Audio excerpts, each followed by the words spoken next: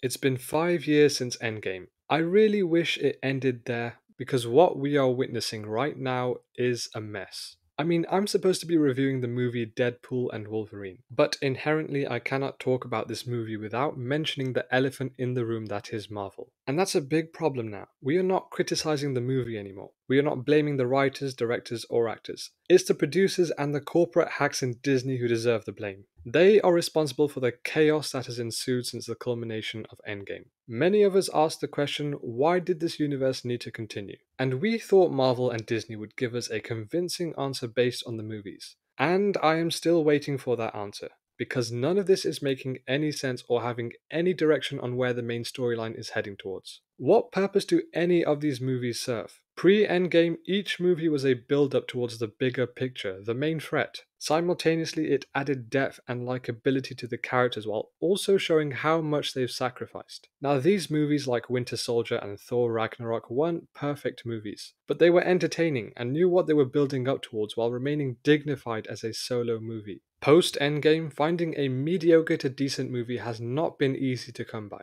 They've all been well below par with the exception of No Way Home and Guardians 3. I don't understand the point of these movies. It's alright to mess around for a couple of movies, but it's been 5 years now, and Marvel finally realized they are no longer the powerhouse they once were. Because let's be honest, no one cares about the TV shows. No one will be upset if you kill off the TVA and everyone's favourite female hero, Echo. So now that Marvel realised they were in the mud, what better way to make fun of their failures by boasting about how they bought the rights to X-Men and can now boast them in the movies? Perhaps familiarity and the reminiscing of the past is the route to success rather than focus on new characters and ideas. And what better way to make fun of your own failures than the Merc with the mouth? And Wolverine, because remember, Disney own everything now. So this is a movie that no one really asked for. I thought they concluded Logan's story quite nicely, and Hugh Jackman said he would be retiring from the role. But Marvel had found a neat little loophole with their multiverse. So you can now have any variant showing up. Deadpool, on the other hand, is a character I prefer in a supporting role.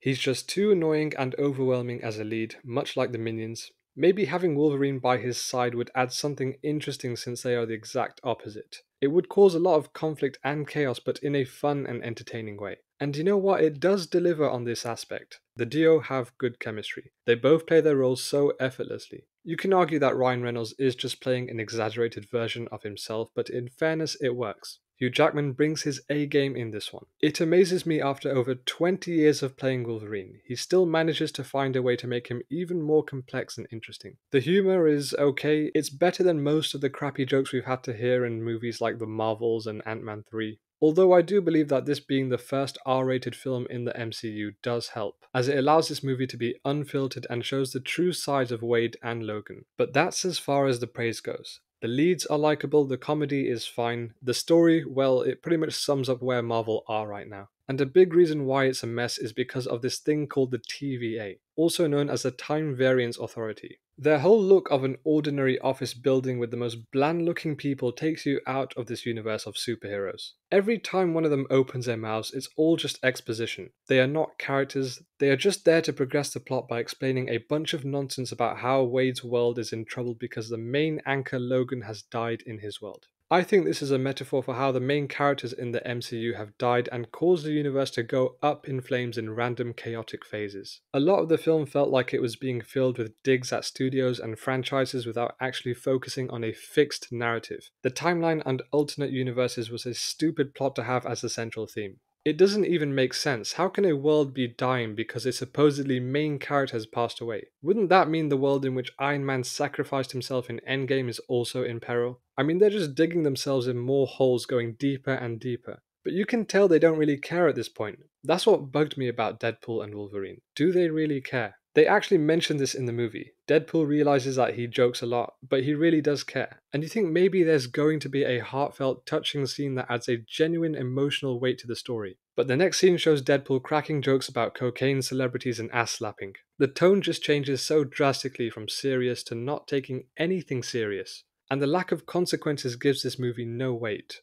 It's all well and good to have humour throughout the movie, but you have to have a good balance of emotional weight by having characters with real depth and a villain who really challenges the hero. But the tone is all over the place. It's trying to be Deadpool, And his jokes are fine, but there are so many where it becomes overwhelming, and you get pretty bored of them real quick. And then it tries to get serious with Wade's storyline and this half-assed subplot with his wife Vanessa. Wolverine's past had more interest, regarding his world and his trauma. But again, it's not really the heart of the story, when really it should have been. Wolverine's story should have taken front and center stage with Deadpool supporting him. This way you have an engaging narrative with a journey that you want to see an end to, and Deadpool would provide the humor from time to time. It would be a relationship like Shrek and Donkey, which I think could have worked. The third act I didn't care for. It was fun for a brief time, but then you just get bored again. This wasn't a bad film, but I won't remember it after a week. Heck, I'm forgetting it after seeing it 6 hours ago. Marvel are now at a point where they would rather whip themselves to make profit. That's how embarrassing they are. They will do anything to strip them of their own dignity. And you know what? It felt quite disrespectful to all the people involved in making the past movies.